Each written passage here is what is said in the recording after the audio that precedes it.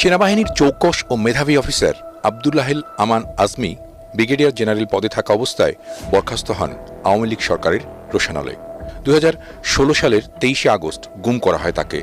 তার পরিবার অনেক চেষ্টা করেও গেল 8 বছর জানতে পারেননি তিনি কোথায় আছেন।